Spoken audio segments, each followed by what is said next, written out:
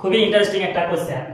কোন মূলধন সরল সুদে 7 বছরের সুদ আসল 7100 টাকা হয় এবং ওই মূলধনে 4 বছরের সুদ আসল 6200 টাকা হয়, তবে মূলধন কত? বিভিন্ন পরীক্ষা CGL, CHS, CPO, GD, SSC তে পড়ে। তো এই কোশ্চেনটা আমরা দুটো পদ্ধতিতে দেখব, দুটোই ট্রিক্স, ঠিক আছে? বেসিক আমরা করব না। কি দেখো, সাপোজ ধরো কোনো মূলধন তো পি মূলধন, সেই মূলধনটা ধরো 7 বছরে কত হয়েছে বলছে 7100 টাকা।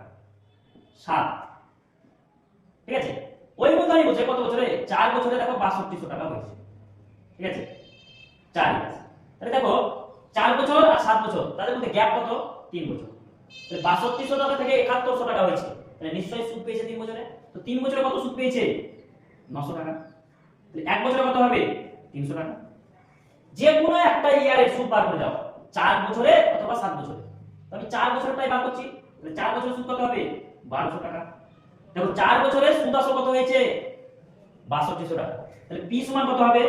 6200 মাইনাস 1200, আলটিমেটলি কত হবে? 5000 টাকা। বোঝাতে পারলাম?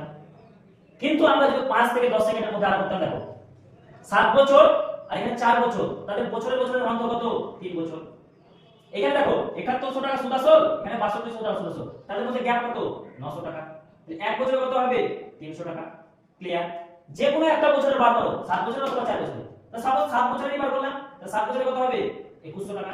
তাহলে পি সমান কত হবে? তো 7 বছরে সুদ আসল হচ্ছে এত টাকা, তো সুদও ভরা আছে আসলও ভরা আছে। তাহলে দেখো সুদ পেয়েছি এত টাকা আর সুদ আসল কত? তাহলে দেখো 7100 মাইনাস 2100 সমান কত হবে? 5000 টাকা। দুটোই পদ্ধতি দেখে 4 বছরের বার করে যদি বাদ করতে সেটাও হতো, ঠিক আছে? তো তোমাদের যেটা ভালো লাগবে সেটা তোমরা করবে।